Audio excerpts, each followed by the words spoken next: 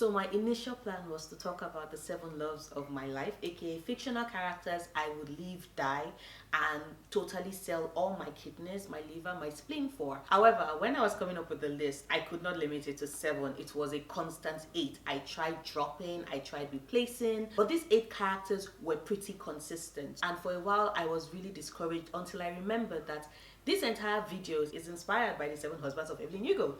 And if you read the book, you know that Evelyn Hugo had 7 husbands, but she also had 1 wife, aka there were 8 people. So yeah, it sort of makes sense.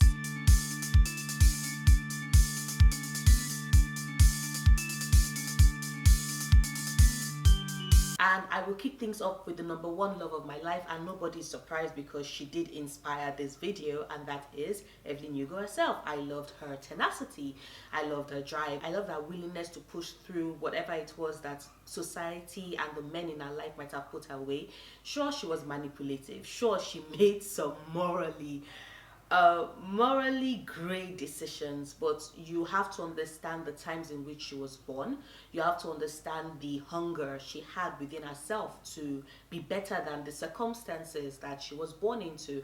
You have to understand what drove her, this desire to fulfill the dreams her mother had and never really was able to accomplish. And when you look at exactly where she's coming from, then you understand exactly how it is that she ended up making those decisions and becoming the person that she ended up being at the end of the story. And I really did love the person she ended up becoming at the end of the story. And then there's the second love of my life, Galaxy Alex Stern. Galaxy. A lot of people read Night House and fell in love with Darlington, and I do love Darlington. I think Darlington is amazing. I think he's brave. I think he's intelligent. I think he's courageous. It's all those things, but he does not compare, nor does he come close to the love I have for Alex, because she's a fighter. Alex Stern is the type of person, the type of woman that would never let any of life's hard knocks keep her down. And my girl has been through hell and back again, and she just keeps rising, she just keeps fighting, she just keeps being bruised and just continues plugging on. I know a lot of people said that they did not like her characterization, they found it boring. I found it intriguing, I found it interesting. Here is a girl that went from being ridiculed, that basically built a life for herself, even though her childhood was filled with people who basically brushed off her concerns, who brushed off her abuse, because my girl was abused. Sure, it might not have been anything corporeal that carried out the abuse, but it was still there, and therefore that scar was just ever present.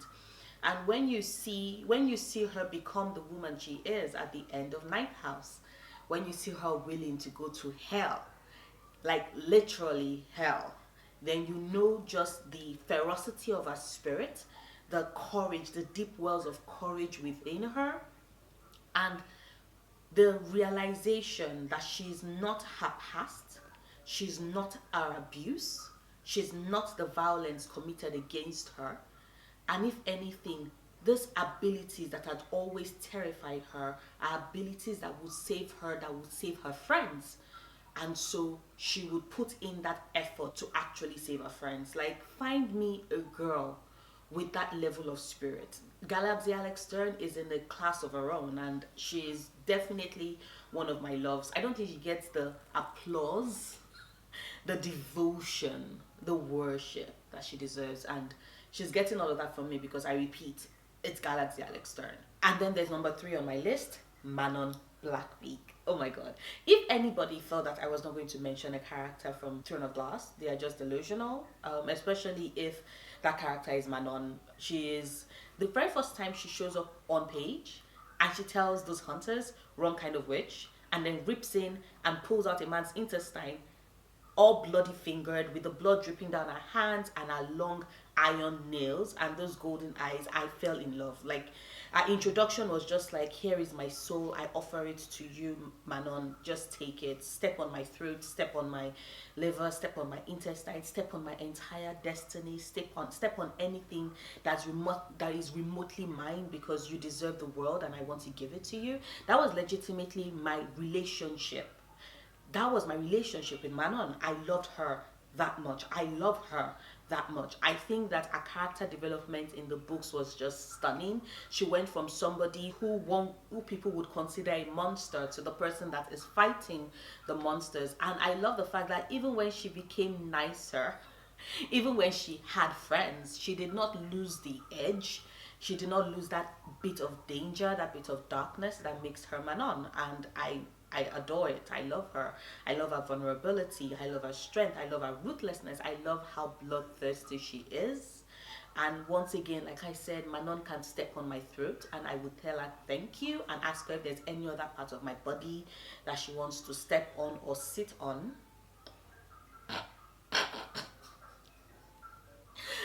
Okay, that is inappropriate, but whatever. But I love her. I love her. I love her. I love Manon. I make no apologies for that because it's Manon Blackbeak. Duh.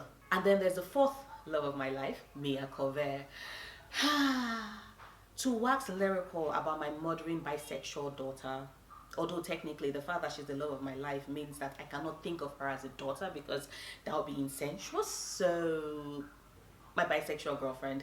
But if I think of her as my girlfriend, then I have a feeling that Ashley will probably show up one time and just got me in my sleep. So potential girlfriend if she ever breaks up with Ashley, even though we know that those two are forever, forever, and that is highly improbable. So yeah, but I love Mia Cover.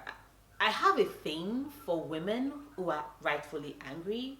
I have a thing for women who are very bloodthirsty, as can be seen in the case of Manon. I have a thing for women who can be very ruthless, as can be seen in the case of Evelyn Hugo. I also have a thing for women who are very loyal, especially to a specific few. Like, I don't mind you being bloodthirsty, but have your core tribe that you would defend, you would always protect, and that if anybody came for them, those people, the people that had the audacity to come for your tribe, are gonna die. Slow, painful, very intense death. And Mia Cover just ticks all these boxes for me so many ways. Seeing her grow from that scared, terrified little girl to the woman she became at the end of Dark Dawn was just magnificent for me. I want to bathe her and shower her in cigarillos all her life. I want to defend her and protect her and love her, even though I know that she does not need to be defended or protected. She's got it all covered. She's got it all down. I just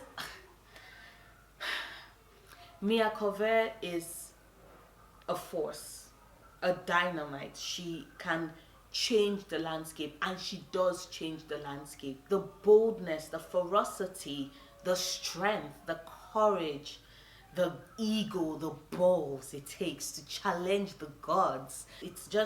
It's inherent in her, and seeing her come into her own, seeing her come into that power, seeing her take that place was just so satisfying.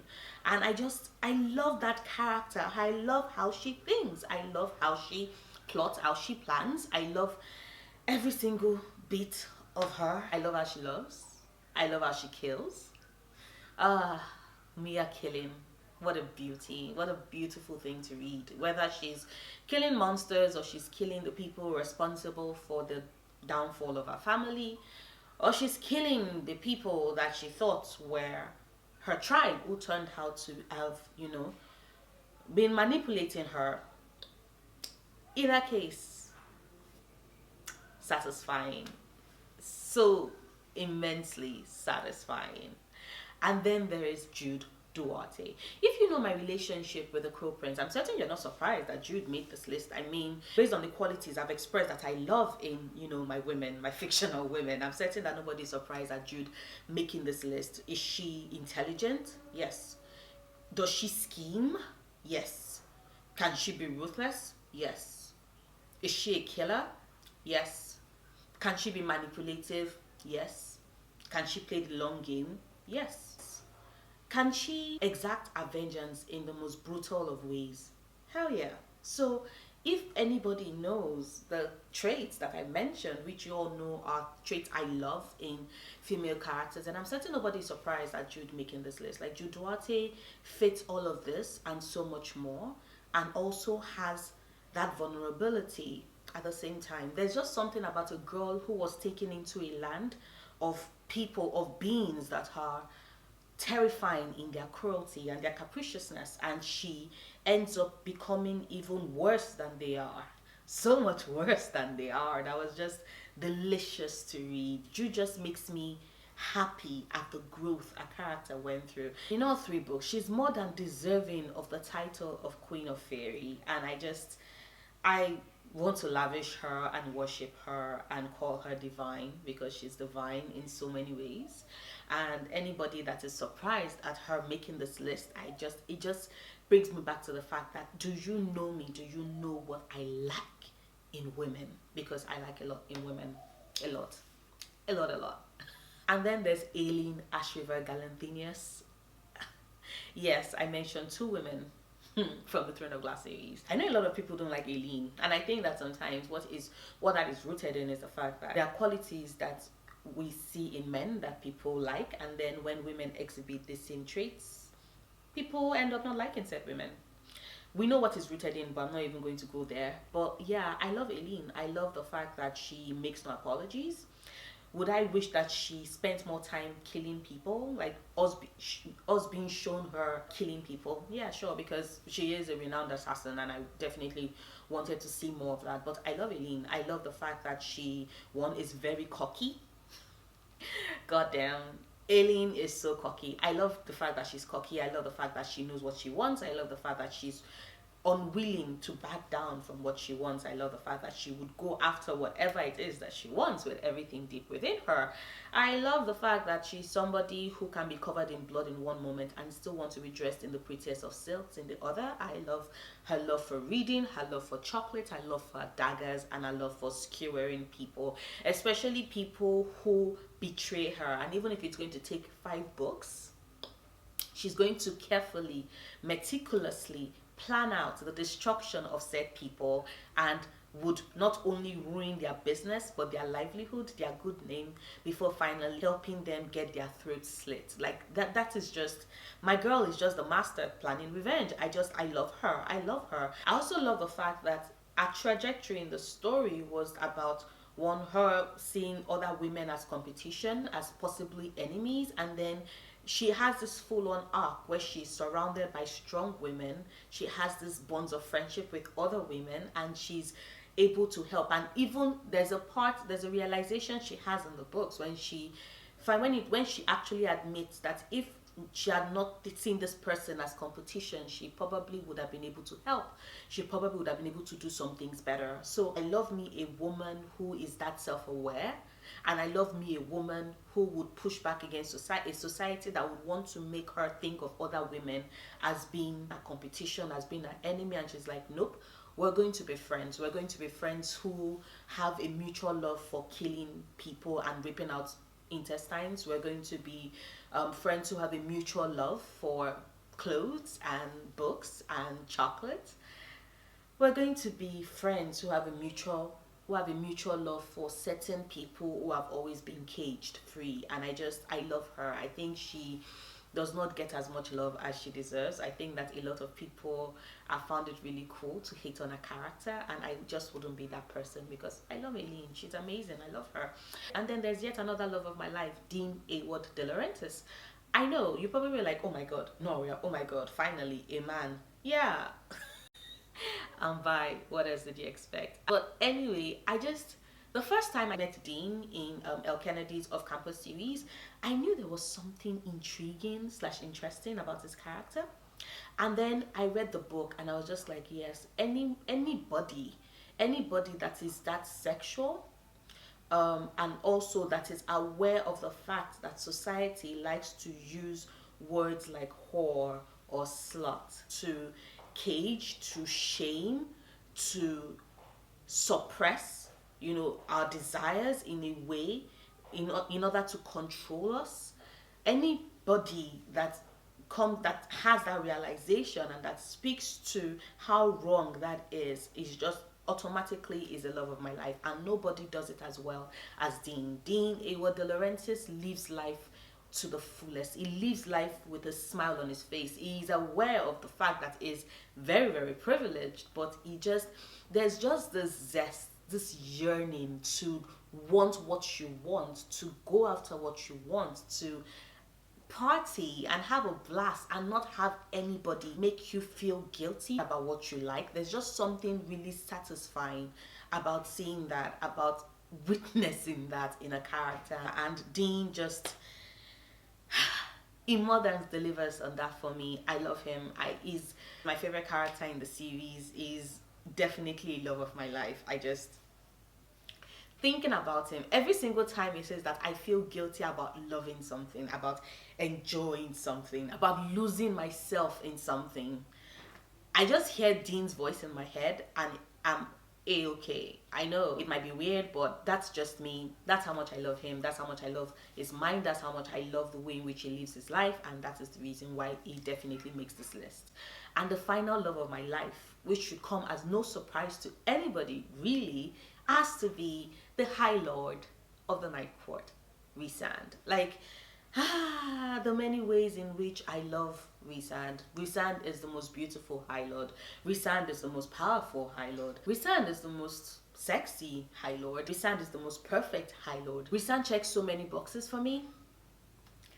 And I'm not going to go into that much detail because I repeat, he is strong, he is loyal, he is very manipulative, he can be very ruthless, but he's also devoted, and he's somebody that also recognizes his willingness to do whatever it is to protect those he loves and to get what he wants. And I appreciate that in a person, on a character, which of course has been pretty consistent with the many loves of my life. So I'm certain that nobody's surprised.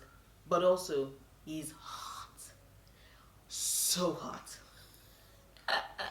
I'm not gonna lie, I can be a pretty fickle bitch. So yeah, this Rhysand definitely more than makes the list, and is the final 8th love of this list. So yeah, those are the 8 loves of Noria's life. Let me know who some of your favorite characters are. Let me know who some of the love of your lives in fiction are. Drop them down in the comments down below. If you like this video, please do not forget to give it a big thumbs up. Click on that like button. It definitely helps my channel. Check out my other videos. Subscribe if you want to. And if you do subscribe, don't forget to click on that notification bell so you can know every time I drop a new video, because sometimes I do change my schedule up around a bit. But I make new videos every Sundays, Wednesdays, and Fridays. And I'll see you soon. Until then, stay passionate, love books, love yourself. Bye.